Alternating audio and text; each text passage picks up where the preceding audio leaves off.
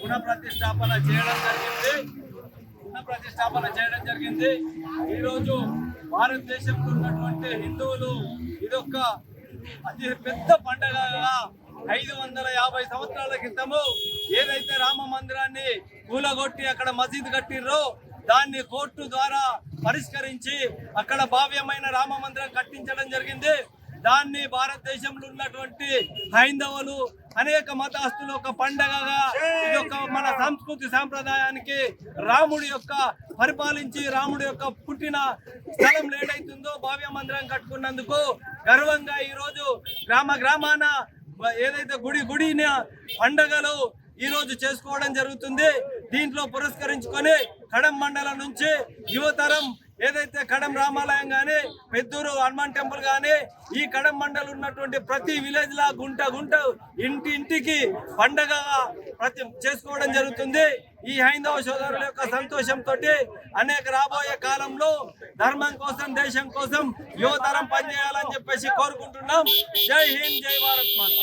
200 సంవత్సరాల నుంచి ఎంతో మంది కరసేవకులు, విశ్వ హిందూ పరిషత్, బజరంగ్ దళ్ కార్యకర్తలు, ఇంకా హిందూ వాహిని కార్యకర్తలతో పాటు ఎంతో మంది ప్రాణత్యాగాలు చేస్తే గానీ ఈ రోజు మనకు అయోధ్యలో రామ మందిరం కాలేదు. కాబట్టి వాళ్ళ యొక్క ప్రాణత్యాగాల్ని మనం మరవకుండా వాళ్ళ ద్వారా ఈ రోజు మనకి అయోధ్య మందిరం మనకి ఈ రోజు స్థాపించింది. కాబట్టి వాళ్ళని మనం మరవకుండా ఎల్లప్పుడూ మన మనసులో ఉంచుకొని ప్రతిసారి కరసేవల యొక్క త్యాగాన్ని మనం గుర్తించి రాముడిని మనసులో ఉంచుకొని రాముడిని ఒక దేవుడిలాగానే కాకుండా ఒక రాజుగా ఆయన అయోధ్యలో ఉన్నప్పుడు ఒక రామరాజ్య పరిపాలన ఏ విధంగా ఉంటుందనేది మనం గ్రహించి ప్రతి ఒక్క యువత, అమ్మలు, అక్కలు అందరూ కలిసి ఏక దాటిపైన వచ్చి మన సంస్కృతి సాంప్రదాయాల పైన అవగాహన కల్పించి అన్నిట్లలో మనం ఒక సంస్కారవంతంగా ఉంటే అప్పుడే మన దేశం అన్ని రంగాల్లో ముందుకు పోతుంది. కాబట్టి అందరూ ఇటు విషయాన్ని గ్రహించి ప్రతి ఒక్కరు తమ తల్లిదండ్రులు వాళ్ళ పిల్లలకి చిన్నప్పటి నుంచే ఒక సంస్కృతి సాంప్రదాయాల పైన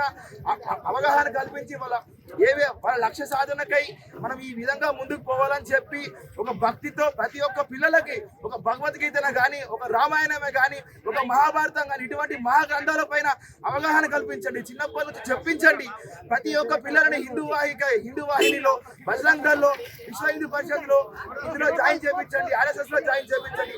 అప్పుడు కానీ మనలో ఉన్న భక్తి, శ్రద్ధ, నిజాయితీ అనేది బయటపడుతుంది. కాబట్టి ఈ విషయాన్ని అందరూ గమనించవలసిందిగా ప్రతి ఒక్క భారతీయుడు దీన్ని ముందుకు తీసుకోవాల్సిందిగా కోరుతున్నాం. ఒక్కసారి అందరూ భారత్ మాతా కీ జై.